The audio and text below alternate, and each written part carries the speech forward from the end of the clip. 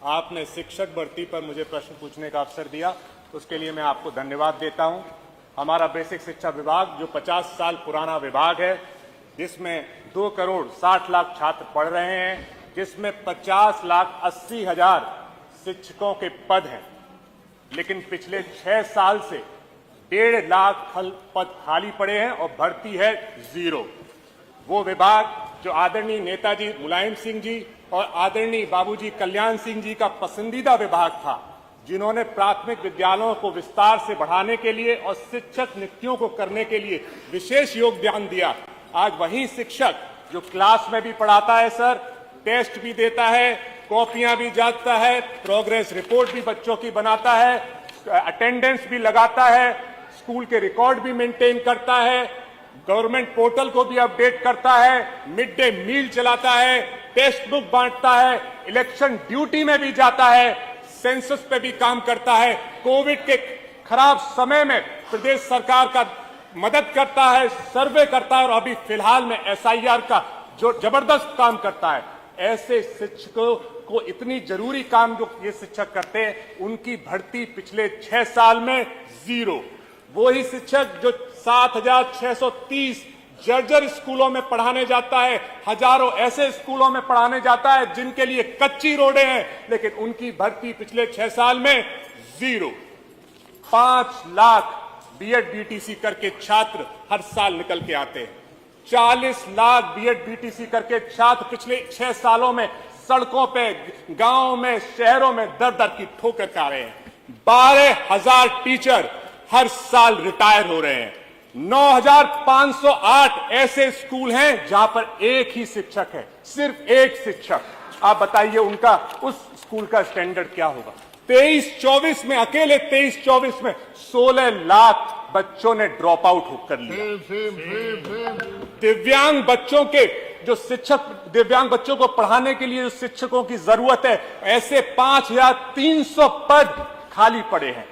पढ़ाई की गुणवत्ता गिर रही है, शिक्षकों पर ओवरलोड है, मानसिक और शारीरिक दबाव है, स्कूलों में को करिकुलर एक्टिविटीज 0 है सर। सरकारी योजनाओं में भी कभी कभी इंप्लीमेंटेशन में कमी आ जाती है, और RTE जो राइट टू एजुकेशन, जो उसका भी उल्लंघन है, उसमें भी अनुपात उसके हिसाब से कम है। और लेकिन हमारी सरकार सो रही है, पिछले 6 साल में भर्ती है 0। और आपने क्या किया?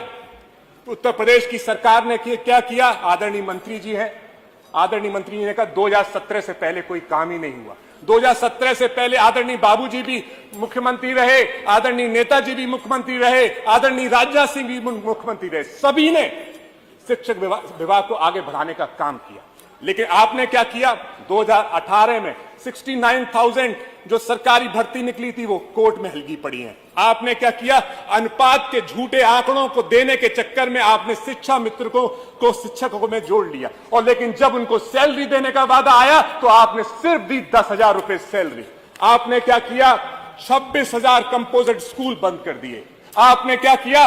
11,000 स्कूलों का मर्जर करके उनका स्टैंडर्ड घटाने का काम किया। आपने क्या किया? जिन टीचर्स का ट्रांसफर किया उनको अभी तक आपने वापस तबादला नहीं किया। आपने क्या किया? 1,86,000 शिक्षकों को TET परीक्षा में फंसाने का काम किया।